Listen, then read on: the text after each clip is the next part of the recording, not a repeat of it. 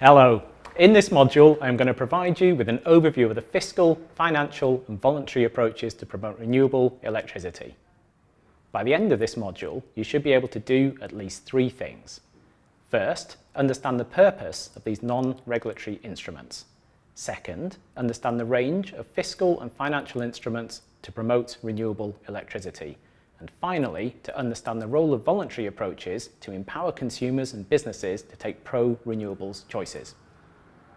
First up, what is the purpose of these approaches?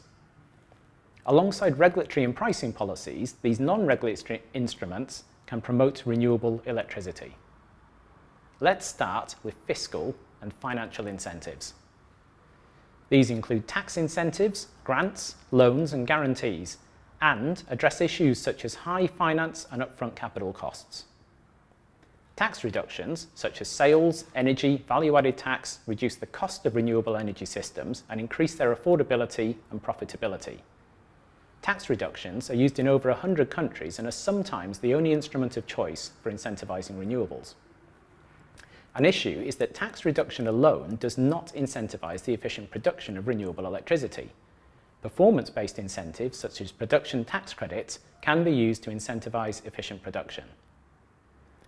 Many renewable electricity technologies, including solar and wind power, have high upfront capital costs and low operating costs. Capital subsidies, such as grants and loans, aim to level the playing field compared with other technologies by reducing these capital costs. These subsidies are used in the early stages of deployment to get the market going and are replaced by other mechanisms later on. Moving away from the money, voluntary programs are used in support of other policies to empower consumers and businesses to make informed choices about power consumption and generation. These voluntary approaches include informational, community and corporate programs. Informational programs lay the foundations for other mechanisms in support of renewable electricity.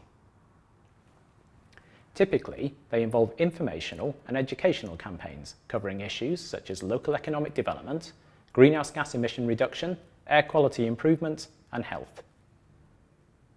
Building on informational programs, community-based programs focus on empowering electricity consumers to either choose to consume renewable electricity or even invest directly in community energy projects.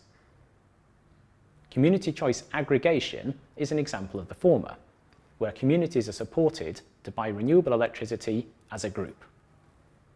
Communities can also invest directly in renewable electricity projects, sometimes owning them outright, but often in a profit-sharing scheme with a third party like a utility company. Corporate programs include voluntary renewable electricity targets and approaches to green supply chains. Corporate social responsibility, driven by public opinion, is an important driver for businesses committing to green energy. For example, more than 100 companies have signed up to 100% renewables targets through the RE100 initiative. Perhaps a more important driver for business is the increasing cost competitiveness of renewable electricity, leading companies to invest directly in renewables as a protection against high electricity prices.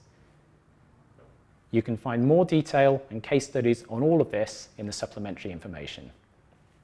You should consider this in the context of supply chain issues and regulatory and pricing policies. A pro-renewables environment is a mix of all of these.